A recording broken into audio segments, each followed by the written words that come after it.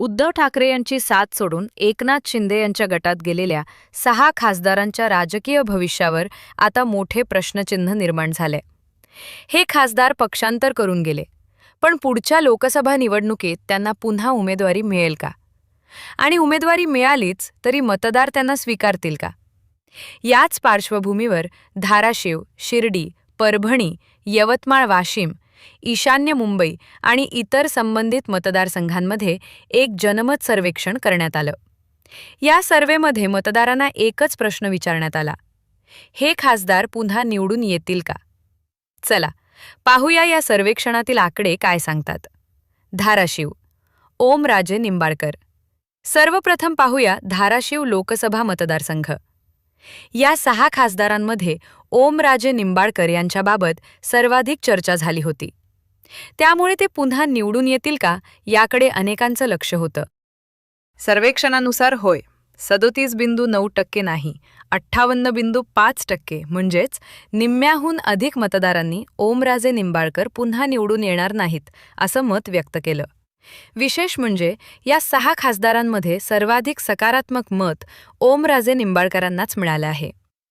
ईशान्य मुंबई, संजय दिना पाटील. आता वळूया ईशान्य मुंबईकडे.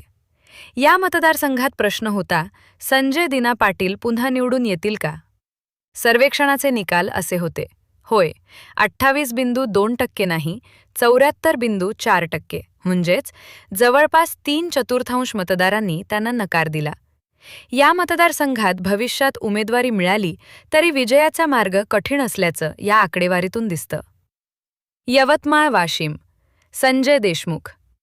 यानंतर पाहूया संजय देशमुख यांच्याबाबतचं जनमत. होय, 22.3%, नाही, 77.6%. या सर्वेनुसार जवळपास 8 पैकी 6 ते 7 मतदारांनी संजय देशमुख पुन्हा निवडून येणार नाहीत असं मत नोंदवलं. परभणी, संजय जाधव. आता परभणीकडे वळूया.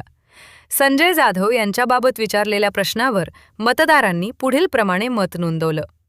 होय, 29.9%, नाही, 71.3%, म्हणजेच सुमारे 70%हून अधिक मतदारांनी त्यांना पुन्हा निवडून देण्यास नकार दर्शवला. शिर्डी, भाऊसाहेब वाकचौरे. आता पाहूया शिर्डी लोकसभा मतदारसंघ. प्रश्न होता: भाऊसाहेब वाकचौरे पुन्हा निवडून येतील का? निकाल असे होते: होय, 23.6%, नाही, 76.4%. या मतदारसंघातही 3/4हून अधिक मतदारांनी नकारात्मक मत व्यक्त केलं. सर्वेक्षण काय सांगतं? या सर्वेक्षणानुसार 6 खासदारांपैकी कोणालाही 40%पेक्षा जास्त सकारात्मक मत मिळालेलं नाही. सर्वाधिक समर्थन ओमराजे निंबाळकर यांना 37.9% मिळालं. सर्वात कमी समर्थन संजय देशमुख आणि भाऊसाहेब वाकचौरे यांना मिळाल्याचं या सर्वेक्षणात दिसून येतं. मात्र हे लक्षात घेणं महत्त्वाचं आहे की अशा प्रकारची जनमत चाचणी ही त्यावेळच्या मतदारांच्या भावना दर्शवते.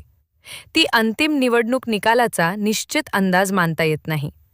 राजकीय परिस्थिती, आघाड्या, उमेदवारी, प्रचार आणि इतर अनेक घटकांमुळे प्रत्यक्ष निकाल वेगळा असू शकतो.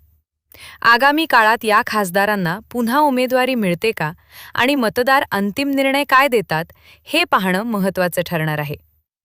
या सर्वेक्षणाबद्दल तुमचं मत काय आहे?